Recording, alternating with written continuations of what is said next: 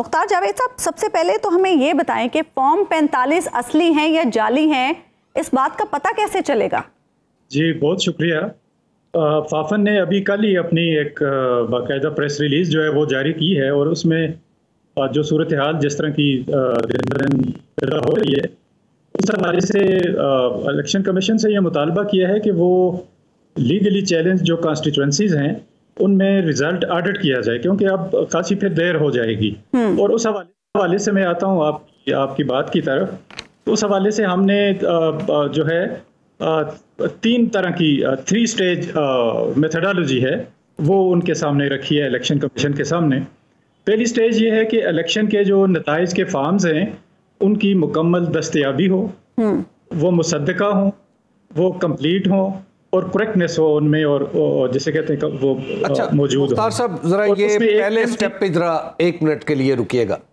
ये जो आपने फॉर्म के लिए कहा है कि मुसद्दका हो और काबिल तस्दीक हो, वेरीफाइएबल हो, तो ये कैसे होगा? क्योंकि फॉर्म 45 जो है उसके ऊपर तो दावे मुतजाद है।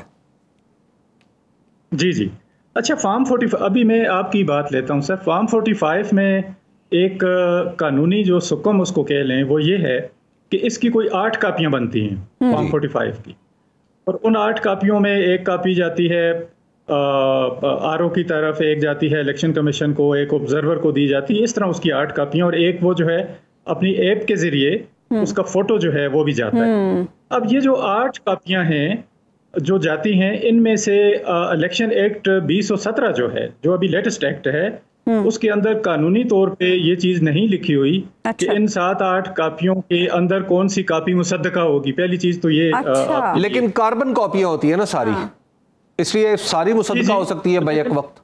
हाँ जी, लेकिन उसमें कापियां देखें ऑब्जर्वर्स को भी जाती हैं कापियां, जैसे कहते हैं पार्टी एजेंट्स को भी जाती हैं। फिर जो लिटिगेंट्स अपनी कापियां लेके आते हैं अपने शिकायत दर्ज करने के लिए, तो उनकी तादाद बहुत सारी होती है, और फिर उनमें मतलब ये इशू आता है कि जी इनमें मुसद्दका कौन सी कापी है। पोलिंग स्टेशन के बाहर भी तो प्रिजाइडिंग ऑफिसर चस्पा करते हैं एक कॉपी।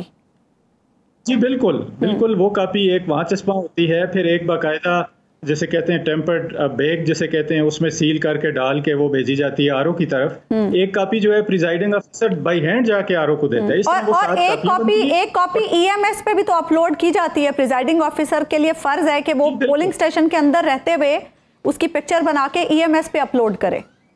बिल्कुल जी, तो इस तरह ये 8 बन जाती हैं। और बात यही है कि जब अभी जो फॉर्म 47 और 45 का इशू बना हुआ है, तो उसमें एक चीज तो ये नोट करने की है। अब फाफन इस पर ये कहता है वो जब ऑडिट शुरू हो तो पहला मैं मरहला मुकम्मल कर दूं। पहला मरहला ये है कि फॉर्म की दस्तयाबी के बाद 2 चीजें देखी जाती हैं। एक को कहते हैं विद इन द फॉर्म उसकी करेक्टनेस, और दूसरे को कहते हैं अमंग द फॉर्म उनकी करेक्टनेस और कंसिस्टेंसी। अब 8 किस्म के फॉर्म 28 से लेकर 49 तक चलते हैं, लेकिन ज्यादा जो आजकल जेर बेस हैं वो फॉर्म 45 और 47 है।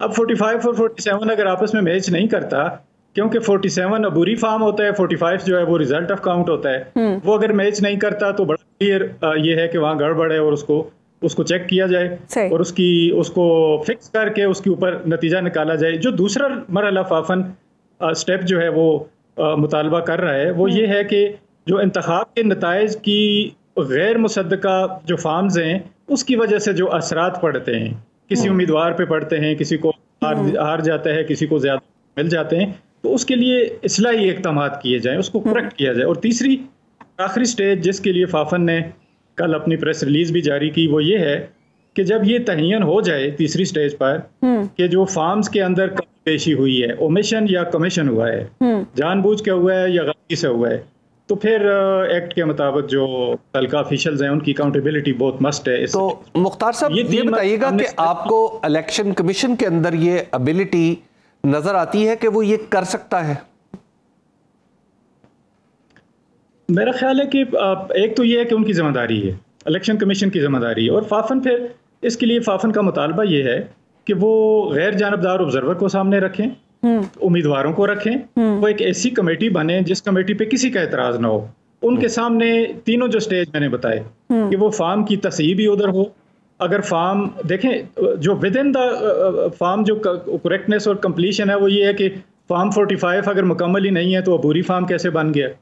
तो अगर फार्म 47 अबूरी जो है उससे रिटर्निंग अफीसर ने फार्म 48 बना दिया जो गैर हतमी नतीजा होता है, और उसी से फिर आपका फार्म 49 जिसको हतमी नतीजा कहते हैं, जिसके ऊपर गजट नोटिफिकेशन निकलता है, तो ये सारे बन गए। तो फिर फार्म 45 जो है वो इसका मतलब है दुरुस्त नहीं है। तो दुरुस्त नहीं है तो अगर वो विद इन द फार्म गलती है तो उसको उसका रेक्टिफिकेशन ये फाफन सजेस्ट करता है कि उस फार्म को कंप्लीट करके फार्म 47 अच्छा जब ठीक होगा जी। मुख्तार साहब ये बताइएगा कि अब एक बात हो रही है, जैसे रावलपिंडी के कमिश्नर ने भी एक इल्ज़ाम लगाया कि अब भी ठप्पे लग रहे हैं, और फार्म 45 के बारे में बाज़ मुतय्यन इल्ज़ामात ये भी हैं कि शायद ये भी कहीं तैयार हो रहे हैं।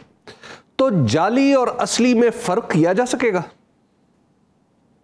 जी देखें, इसके लिए जो मज़े की बात है वो ये है कि डॉक्यूमेंट वाइज इलेक्शन कमीशन हमारा जो है, मेरा ख्याल है कि अगर साउथ एशियन लेवल पे देखा जाए बड़ा जामा डॉक्यूमेंट्स, इंडिया से भी अच्छे हमारा जो है एक्ट्स हैं, हमारे जो फार्म्स हैं। क्योंकि अब देखें ना, फार्म 28 से अगर मैं शुरू करूं तो वो पोलिंग स्टेशन की उसमें लिस्ट दी जाती है। अब फार्म 33 जो है उसके अंदर जो है वो कौमी और सूबाई हल्कों के लिए जो उम्मीदवारों के नाम दर्ज किए जाते हैं 33 में। अब आप 45 पे आए तो रिजल्ट बनता है। अब 46 पे आए तो उस पे बैलेट काउंट का एक फार्म होता है कि जी कितने टोटल बैलेट आए थे, कितने यूज हुए, कितने जो बच गए। अब 45 पे जाओ तो वो रिजल्ट ऑफ काउंट है। तो इस तरह 8 ये जो फार्म है इनकी, जब जिस तरह मैंने पहले कहा ना कि अमंग द फार्म कंसिस्टेंसी, ये जब उसको देखा जाए तो मैंने फाफन ने सजेस्ट किया कि एक गैर जानबदार कमेटी इसको बैठ के देखे तो बड़े आराम से ये जो एक दूसरे के ऊपर इल्जाम तराशी है ये खत्म हो सकती है, उम्मीदवारों की मौजूदगी में हो सकती है, थर्ड पार्टी ऑब्जर्वर लिए लगेगा। ये जो प्रोसेस आप बता रहे हैं, टेकिंग प्रोसेस है ये।